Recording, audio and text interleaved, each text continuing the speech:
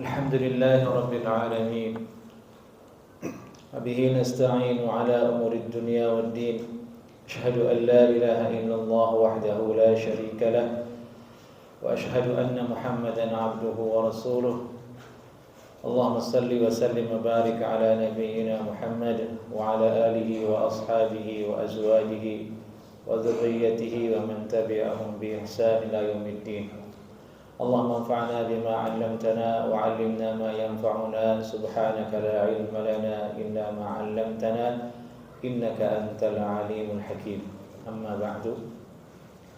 Malam ini jamaah rahimani Allah wa iyyakum ajma'in, lanjutan kajian Sunan At-Tirmidzi kita adalah ke bab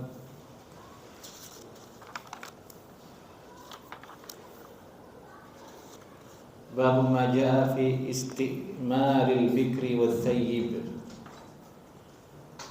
Bab ma jaa fi isti'maril bikri wal thayyib, hadis nomor 1107. Sebelumnya kita membahas tentang perwalian dalam pernikahan. Bab ma jaa la nikaha illa bi waliyin. Tidak ada nikah kecuali dengan wali. Dan tidak ada nikah tanpa ada saksi. Babu majaa la nikaha illa bi bayyinatin. Kemudian bahasan sebelumnya juga babu majaa fi khutbatin nikah, bagaimana khutbah nikah. Kemudian baru dibahas tentang babu majaa fi isti'maril bikri wath thayyib. Bab membahas tentang izin dari perawan dan thayyib. Al-bikr artinya adalah perempuan yang belum menikah.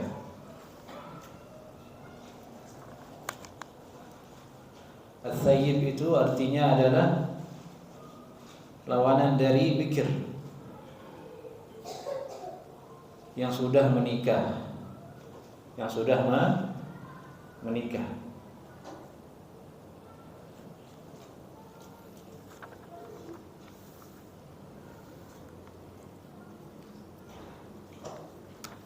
Dalam bahasa kita apa yang sudah menikah? Janda, kan? Thayyib. Al-bikr yang belum menikah. Bagaimana sekarang statusnya dua perempuan seperti ini dalam Islam ketika dia ingin menikah? Apakah harus dengan restunya atau tidak? Ketika dinikahkan perempuan ini oleh walinya, apakah harus dengan persetujuan si perempuan ataukah tidak? Ini bahasan yang ingin dimunculkan dalam bab ini dan di dalam hadis ini.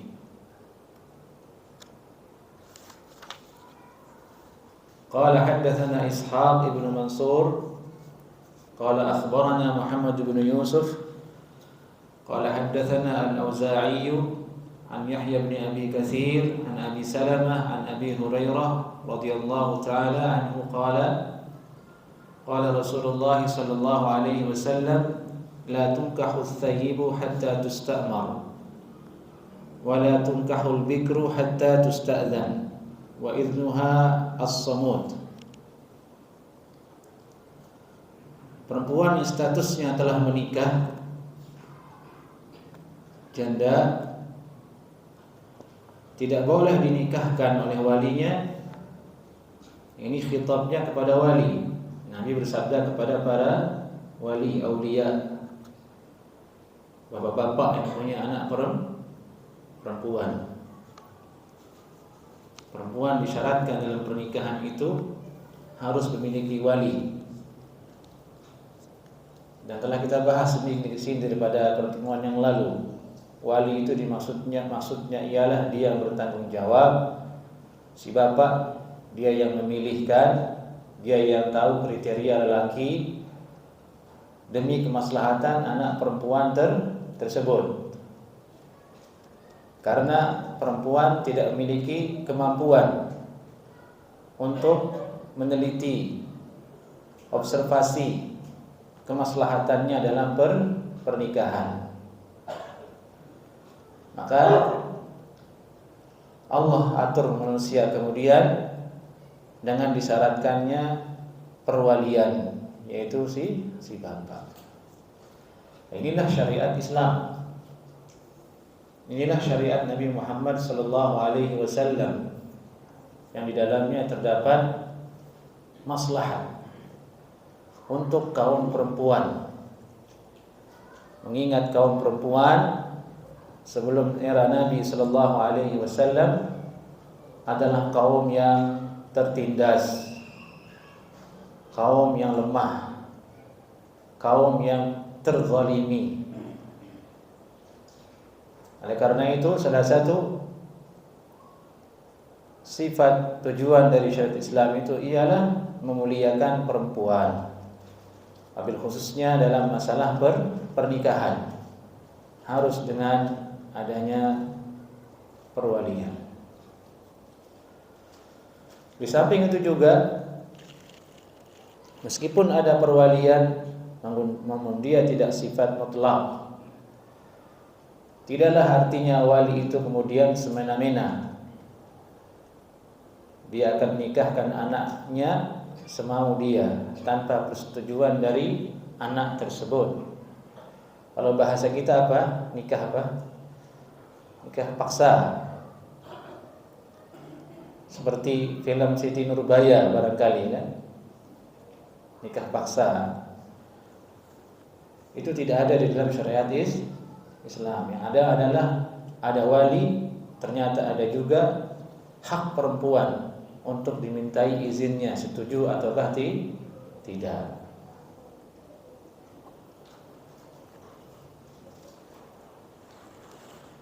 Dan ini berlaku untuk perempuan yang sudah balighah.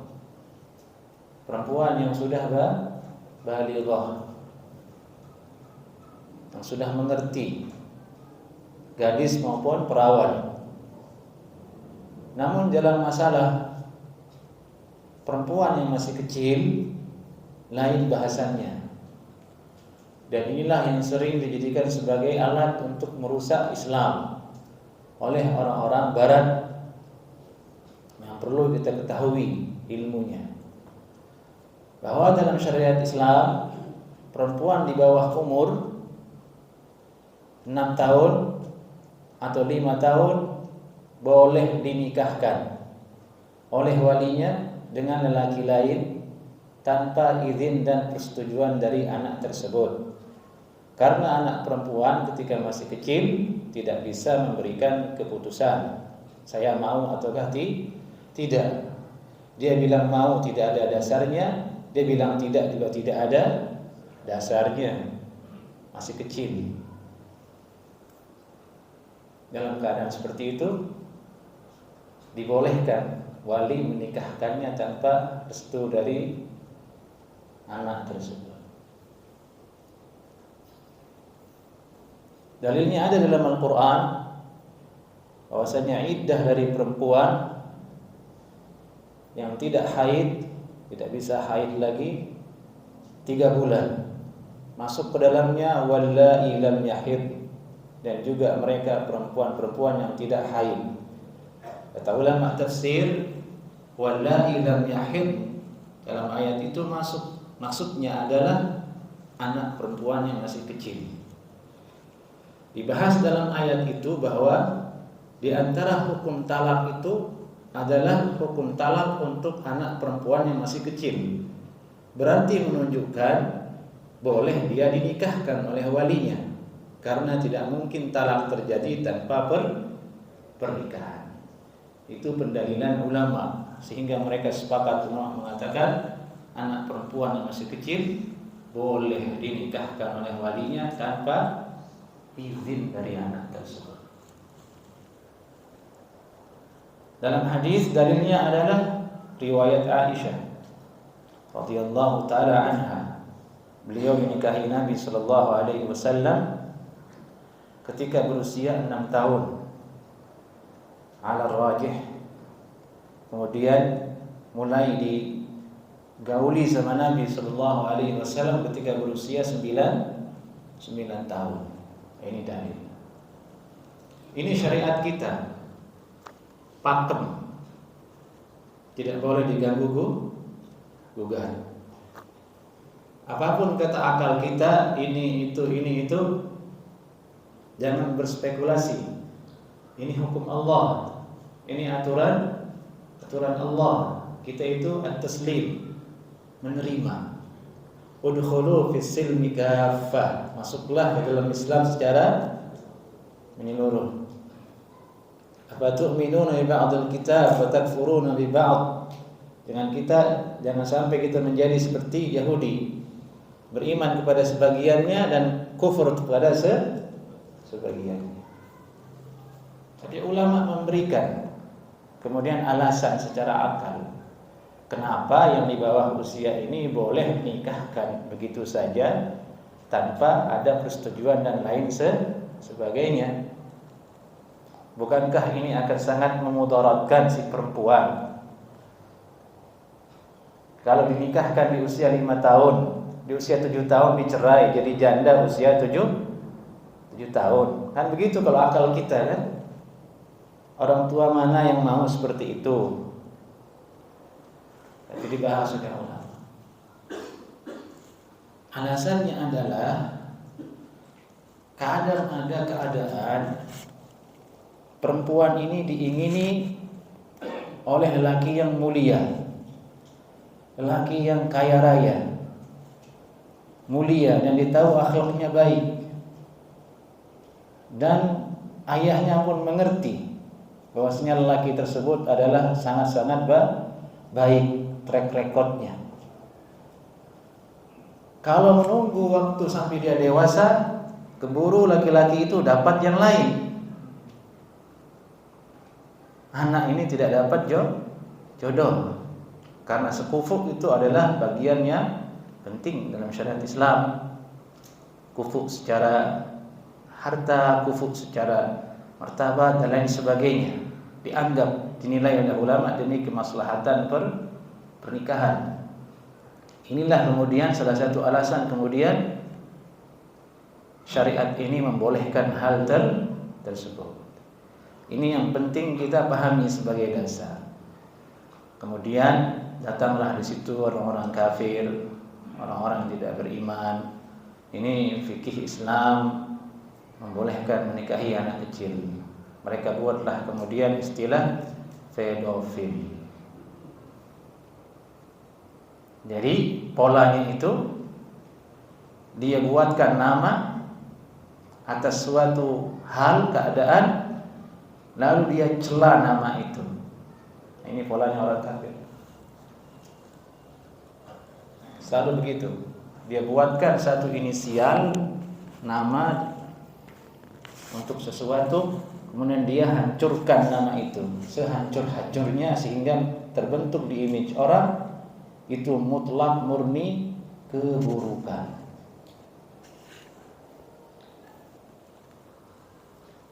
Pedofil di dalam uruf mereka lelaki yang menyukai anak kecil, perempuan kecil, tapi tanpa ada tanggung jawab pernikahan.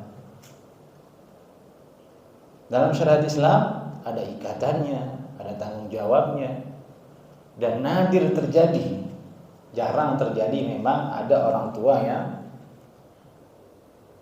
gegabah menikahkan anak, nggak ada. Tapi kalau seandainya terjadi, ada syariatnya, begitu maksudnya. Ini batasannya hanya membolehkan, bukan menganjurkan. Beda menganjurkan dengan membolehkan.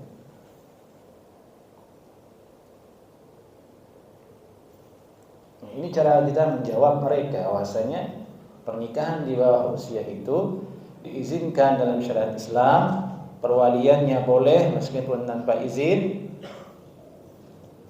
karena ada ikatan di situ, menjamin anak perempuan tersebut.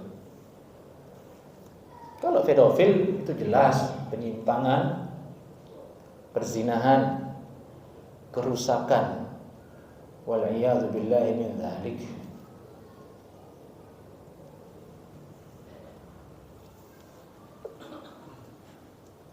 Baik. Nah, sekarang bahasannya hadis ini adalah perempuan yang sudah baligh. Tsayyib al-baligh, perempuan yang sudah baligh atau dia janda dan sudah baligh. La tunkahu tsayyib hatta tustamar. Maksudnya di sini tustamar maksudnya tusta'dzanu sarihan, dimintai keterangan perintah dari dia setuju atau tidak. Itu arti tustamar.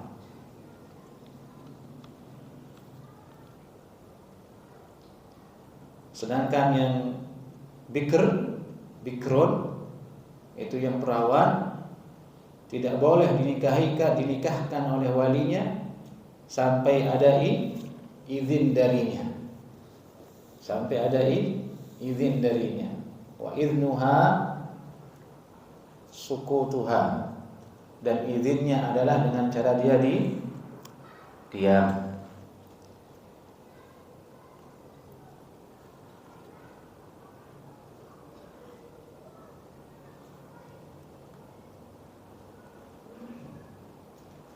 Bedanya dengan yang pertama, kalau janda itu tustamar.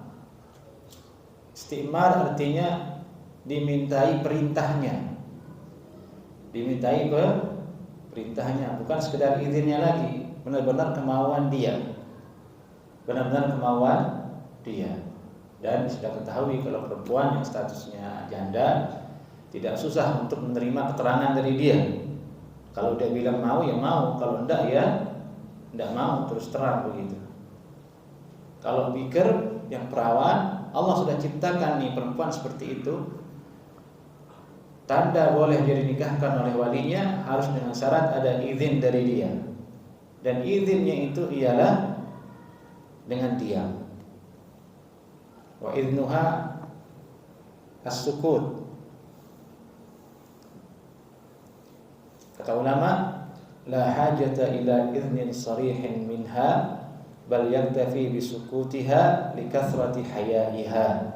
Tidak ada kebutuhan untuk mendapatkan izin yang jelas dari perawan, tapi cukup dengan diamnya saja. Kenapa demikian? Likathrati haya'iha, karena terlalu banyak malunya. Ini gambaran perempuan di zaman Nabi SAW. Sekarang malunya perempuan lain, perempuan yang tidak terdidik dengan agama. Nauzubillah min dzalik. Justru antum digodain sama dia, bukan minta izin lagi, digodain antum sama dia.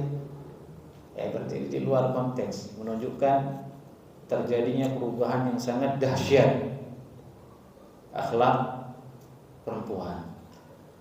Dan yang merusaknya siapa? Kaum lelaki juga yang merusak.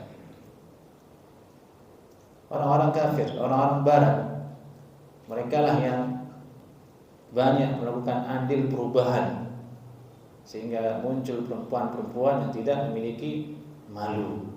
Kadang atas nama emansipasi wanita, kadang atas nama ini dan nama itu, ujung-ujungnya adalah merusak mereka. Nas'alullah al-afiyah.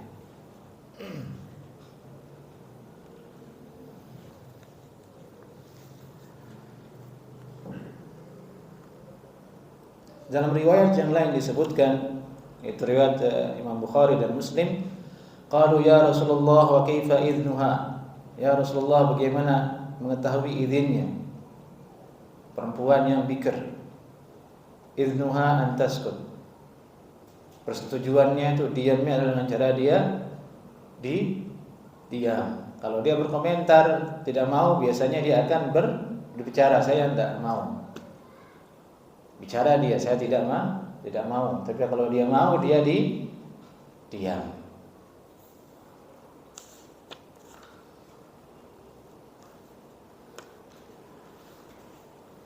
Kata Imam Al-Hafidh At-Tirmidzi rahimahullahu taala, wal 'amalu 'ala hadha 'inda ahli al-'ilmi anna ats-tsayyib la tuzawwaju hatta tusta'mar.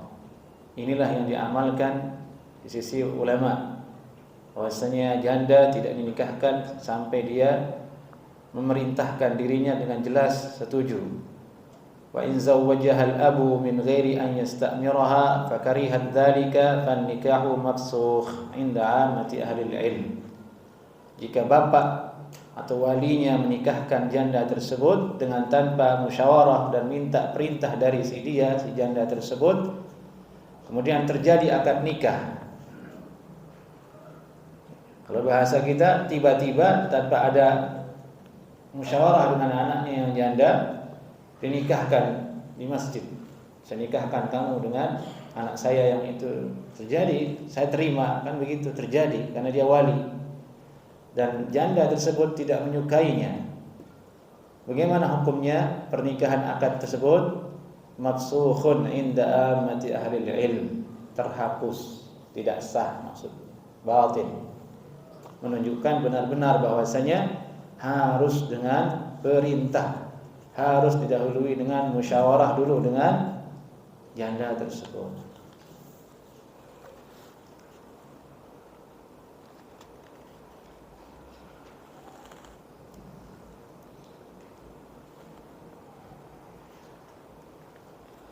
Kemudian Al-Imam At-Tirmidzi juga menyebutkan di sini, waqtalafa ahlul ilmi fi tazwijil abkar idza zawwajahunna al-aba.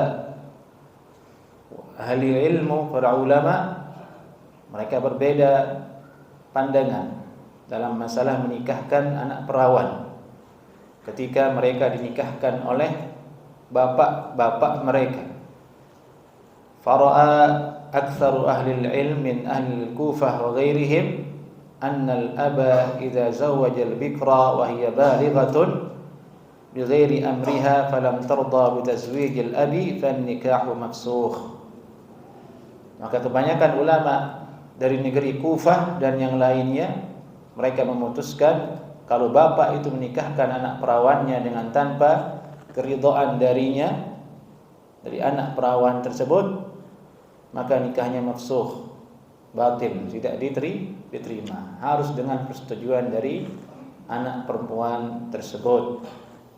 Wa qala ba'd ahli Madinah, berkata sebagian ulama dari negeri Madinah, tazwijul abi 'ala al-bikri jaiz wa in karihat dzalik. Bapak menikahkan anak perawan itu boleh meskipun perawan tersebut tidak menyetujuinya atau tidak suka. Ini pendapat Imam Malik bin Anas, Imam Syafi'i, Ahmad dan Ishaq. Ini pendapatnya.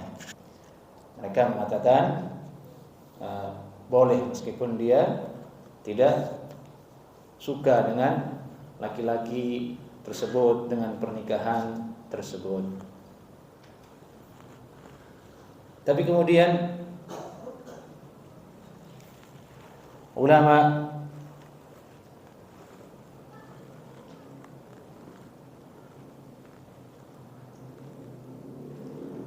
merajihkan bahwa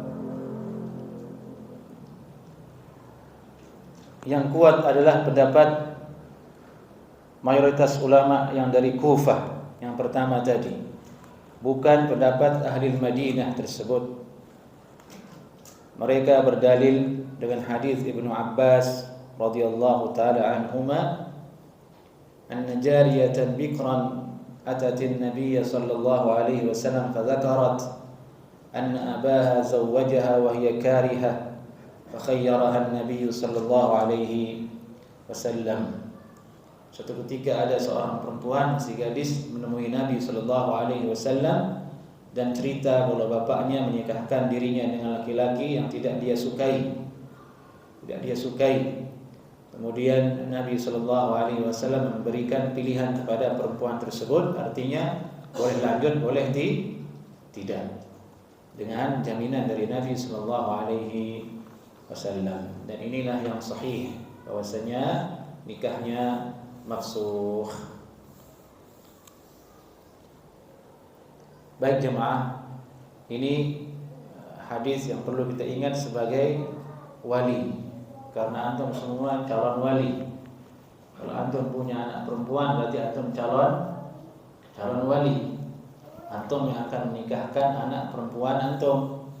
Kalau antum masih hidup, antum yang akan berkata, saya nikahkan fulanah binti fulan. Maka inilah adabnya. Kita urusan anak perempuan ini Allah serahkan kepada kita.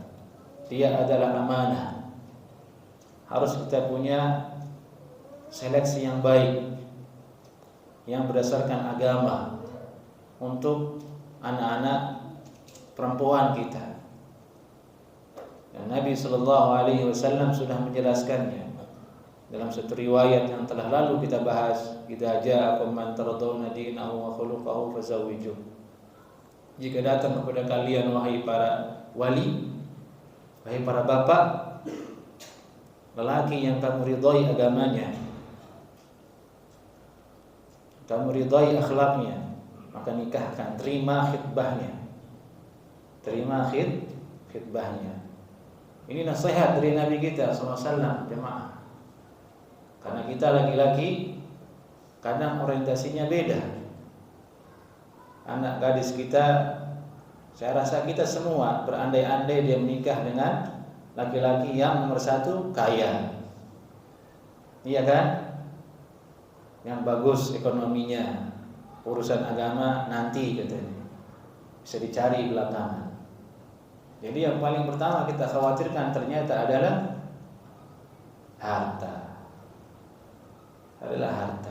Ini bertolak belakang dengan nasihat Nabi kita Muhammad sallallahu alaihi wasallam. Dari itu banyak menuntut ilmu kalau melamar ditolak lamarannya. Apalagi di Saudi, menuntut ilmu ditolak lamarannya. Menuntut ilmu kan biasanya itu maunya uang. Ngaji, belajar, tahunya ya baca kitab. Melamar, kamu punya opo? Gak ada. Datang saingannya bawa mobil, udah kalah, masalah.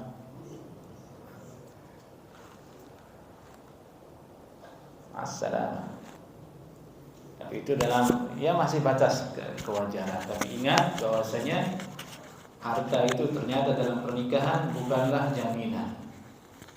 Tapi banyak orang dinikahi oleh orang kaya, berujung apa? Cerai, berantakan. Suaminya tidak punya agama, tidak takut kepada Allah, dia sombong, dia meremehkan mertuanya, akhirnya dia meremehkan juga istrinya. Dia selingkuh diam-diam, di setiap pojok ada selingkuhan. Nauzubillah min dzalik. Di mana letak kebahagiaan seperti itu? Ya tidak ada tentunya. Kita ingin mendapatkan keturunan dari anak perempuan kita itu yang saleh, yang salihah. Sebagaimana Nabi dulu menikahkan putrinya dengan Ali bin Abi Thalib radhiyallahu taala. Dikisahkan Ali bin Abi Thalib ketika menikah itu, Fatimah itu menangis. Menangis kenapa? Kasihan lihat Ali bin Abi Thalib tidak punya harta, miskin. Nabi bisa saja mencarikan orang yang paling kaya di Madinah, Nabi SAW, putrinya. Ya sudah, Ali bin Abi Thalib. Yaitu gambaran nasihat untuk kita sebagai bapak. Maka dari itu, sebelum kita jauh ke arah situ jemaah, kita masih punya waktu untuk memperbaiki diri. Kita dekatkan diri kita kepada Allah Subhanahu wa taala, kita perbaiki akhlak kita kepada istri kita, supaya nanti Allah balas anak perempuan kita dapat laki-laki yang soleh dan baik. Kalau kita saja tidak baik kepada istri kita, ya khawatir nanti anak kita justru dapat laki-laki yang lebih sadis lagi dari diri kita. Baik. Hadis berikutnya di sini, hadis Qutaibah. Qala haddatsana Qutaibah bin Sa'id. Qala haddatsana Malik bin Anas an Abdullah bin Al-Fadl an Nafi' bin Jubair bin Mut'im an Ibn Abbas anna Rasulullah sallallahu alaihi wasallam qala al-ayyimu ahaqqu bi nafsiha min waliyha wal bikru tusta'dzanu fi nafsiha wa idnuha sumatuha.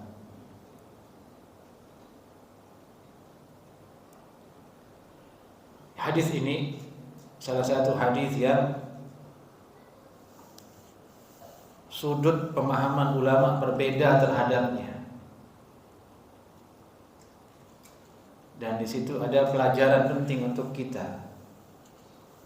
Sebelum kita masuk ke sudut-sudut pandang para ulama tersebut, ada pola di situ yang bisa kita pahami bahwa satu hadis itu jamaah, satu ayat itu, satu hadis itu bisa berbeda sudut pandang para ulama.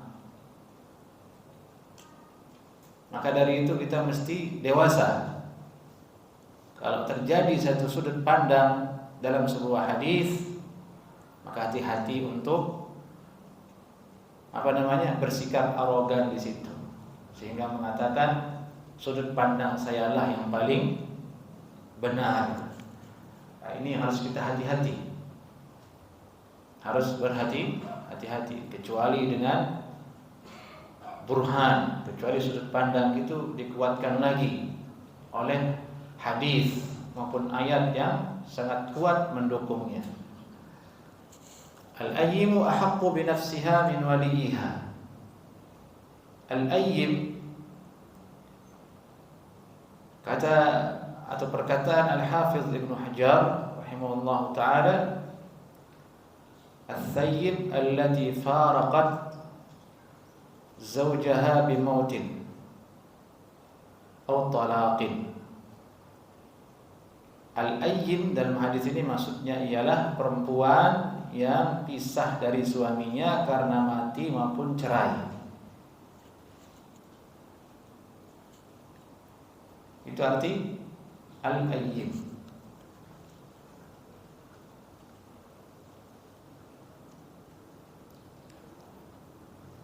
Dari itu dikatakan dalam bahasa Arab untuk menguatkan makna al-ayyim itu, al-ghazwu ma'yimah. Perang itu ma'yimah, tempat terbunuhnya para laki-laki sehingga menjadikan perempuan menjadi ayyim atau ayama, tidak punya suami. Nah, ini salah satu faktor laki-laki lebih sedikit cepat mati. Kalau dulu karena perang, kalau sekarang karena banyak pikiran dan hutang, cepat berubah, banyak tekanan, tenaga jadi berkurang, mati. Kalau perempuan banyak yang panjang usianya, karena ya, prinsipnya dia kan bodoh amat, slow, bodoh amat pokoknya. Laki-laki tidak. Maka kita laki-laki itu harus sabar. Kalau panjang umur jemaah banyak sabar. Masalah itu jangan terlalu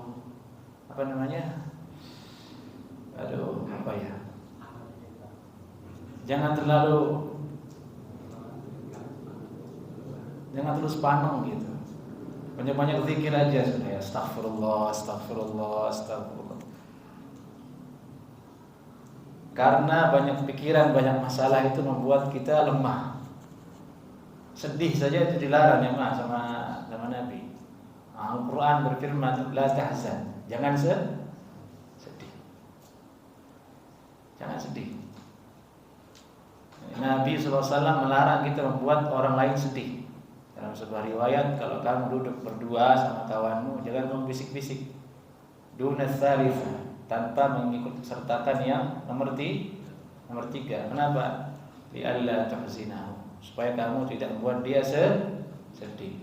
Menunjukkan sedih itu tidak bagus. Nabi kalau melarang berarti ada sesuatu di baliknya.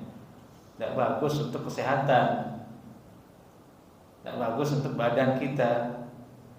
Itu kan kalau sedih banyak masalah tuh wajah jadi berubah. Dia sedih banyak masalah. Kalau terus berhari-hari bisa parah, bisa kurus, hilang semangat, hilang motivasi. Nah, itu yang lebih berbahaya. Dari itu yang paling utama kesehatan roh dulu jemaah. Roh kita sehat baru kita bisa beraktivitas badan kita. Tapi kalau roh kita sakit, buru-buru untuk mau olahraga, makan aja tidak enak. Orang yang pergi olahraga itu kan orang yang bahagia, iya kan? Nggak ada pikirannya. Kalau banyak pikiran, nggak bergerak kakinya olahraga. Diajak main futsal, ntar dulu banyak utang nih, ntar dulu. Main aja sana.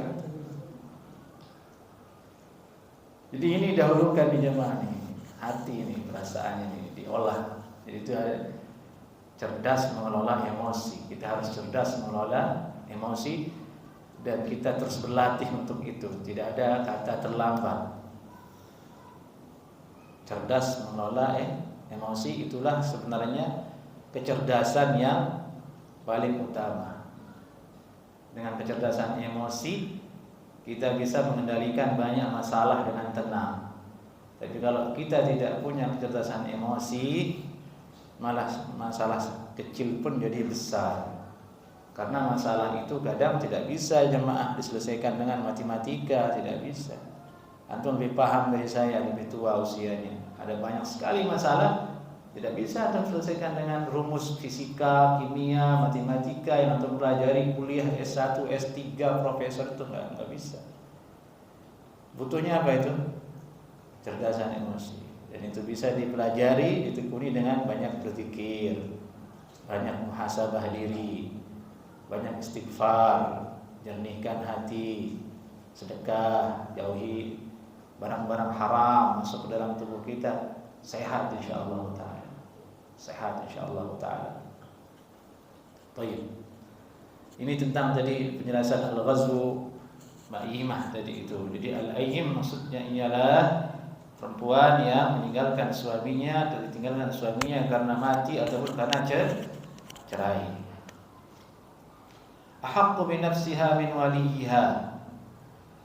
Dia lebih berhak dengan dirinya sendiri daripada walinya. Kalau demikian berarti maksudnya qad sahhal 'aqdu minhu fa wajaba ay yasihha minha. Kalau begitu akad nikah itu bisa sah dari wali, maka dari dirinya juga lebih sah lagi karena lebih berhak. Wali itu berhak melakukan akad nikah atas dirinya perempuan yang al-ayyim tadi ini. Kan begitu asalnya. Ini bapaknya berhak untuk menikahkan dia dengan laki-laki lain. Kalau dia nikahkan, akad nikahnya menjadi sah. Ini dulu kan. Nabi bersabda kemudian ahaqqu. Tapi perempuan dia lebih berhak lagi terhadap dirinya sendiri. Tapi sama posisinya. Tanpa wali pun dia bisa menikahkan dirinya sendiri. Dari itu Al-Hafidz At-Tirmidzi menjelaskan di situ bahwasanya ihtajja ba'dun nas fi ijazatin nikah bighairi waliyyin bihadzal hadis. Sebagian ulama itu berdalil dengan hadis ini mengatakan boleh janda itu menikahkan dirinya dengan tanpa wali. Nah, ini satu sudut pandang. Ya kalau secara zahir ya juga ya, iya kan? Kan ahaqu itu musyarakah artinya, tafdil itu musyarakah, lebih berhak. Kalimat lainnya itu misalnya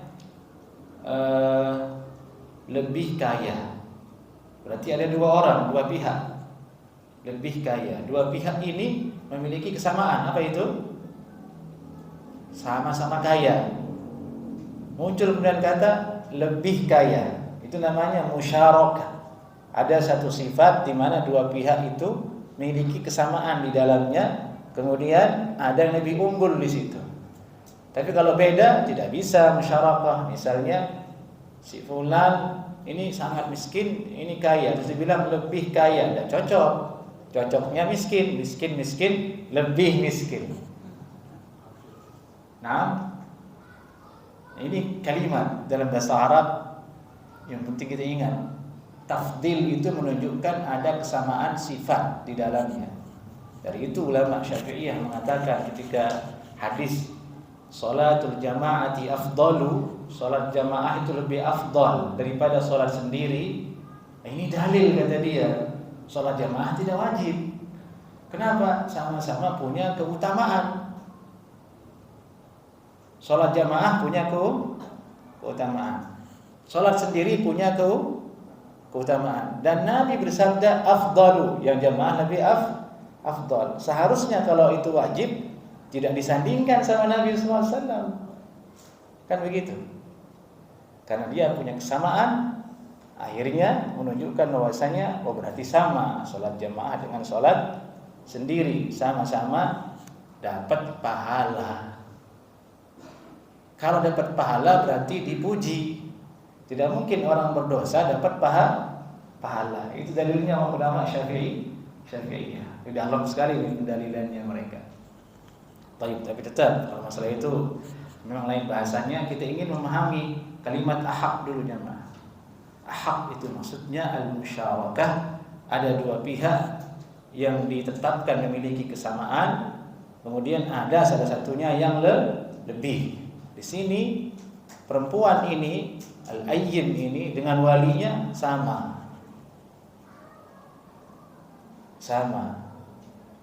Walinya menikahkan dia, sah akadnya. Dia nikahkan dirinya juga menjadi sah. Itu kata ulama. Tapi yang lebih berhak adalah si perempuan ini, maka lebih kuat lagi. Ini belum azan. Sudah azan dulu kalau gitu. Baik.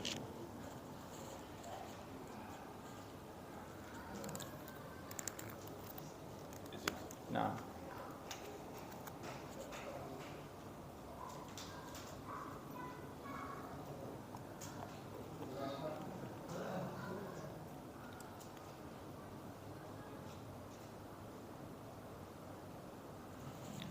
Baik.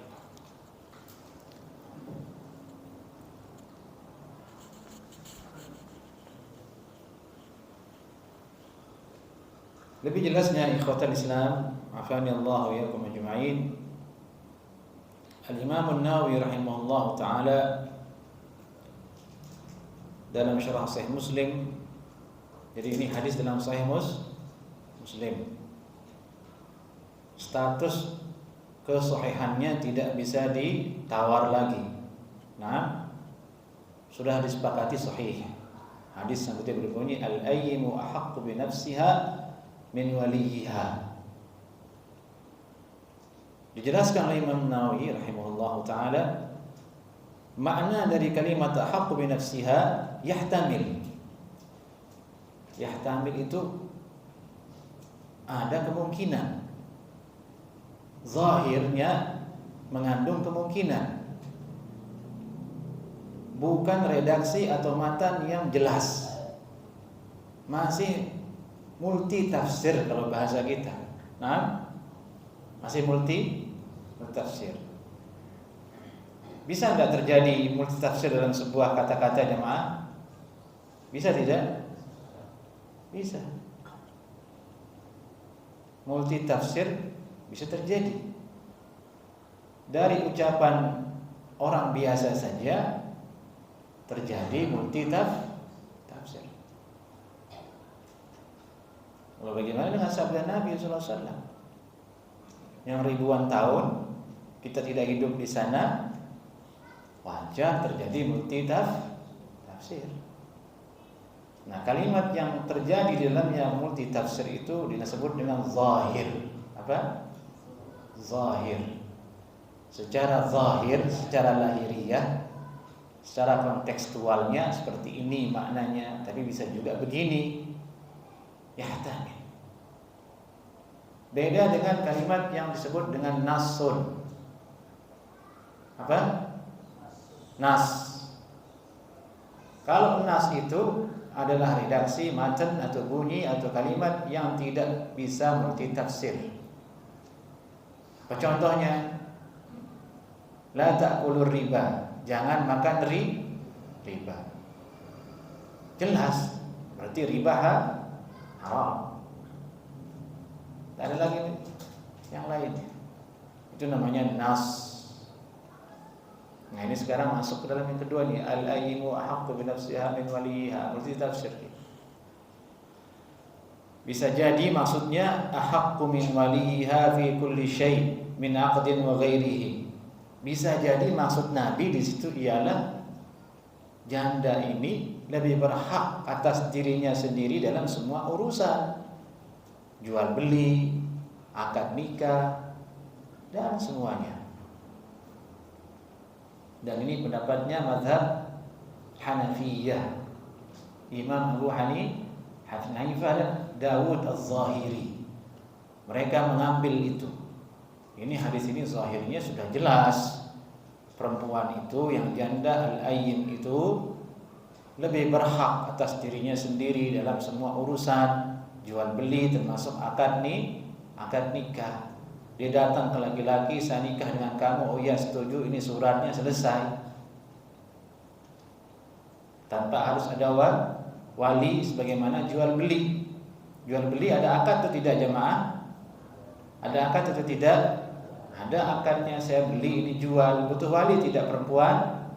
Tidak butuh wali kalau sudah besar.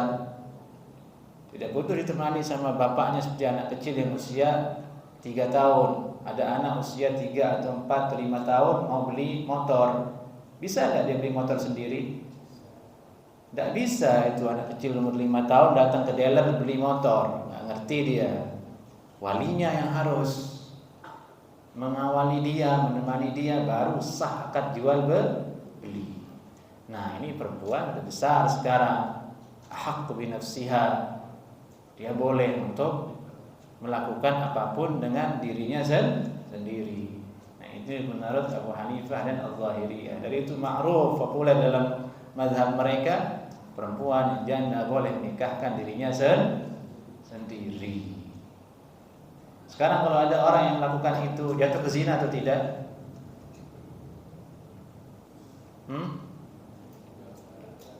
Tidaklah. Tidak bisa kita katakan kamu berzina. Kenapa kamu bilang berzina? Nabi bersabda al-ayyim ahaqqu bi nafsiha. Begitu.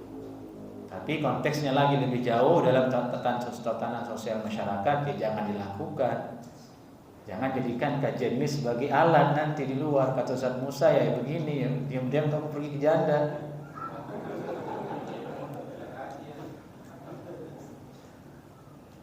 Hukum lain, kemudian melihat tatanan sosial lain. Karena syariat Islam menghendaki kemaslahatan, bukan kerusakan. Kalau antum diam-diam datang ke janda nginep di situ, alasannya sudah nikah, ini suratnya ditangkap sama RT antum, masuk berita luas.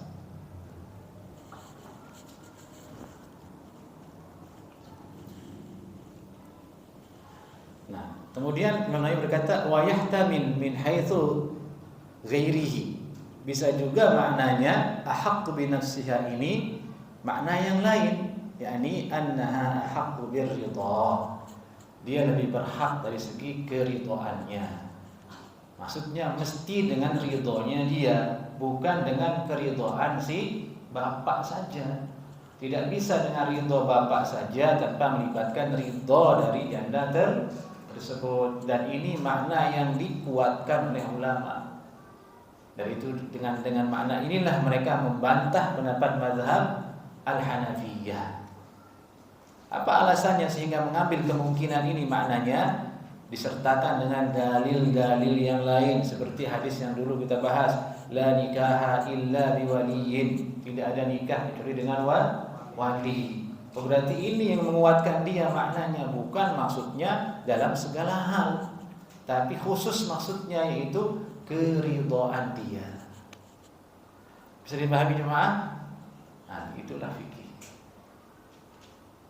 Dan itu yang dirojihkan oleh ulama, oleh jumhur ulama, mesti dengan wali, dan itu yang berlaku di Indonesia Raya. Kalau mazhab yang negara yang Hanafiyah negerinya, ya mungkin dia amalkan yang tadi, menikah tanpa wali janda tersebut. Baik. Baik, ini sebagai bekal ilmu. Semoga kita mendapatkan berkahan darinya. Sampai di sini kajian kita dulu jemaah. Ini kajian kita akan lama dalam masalah kitabun nikah.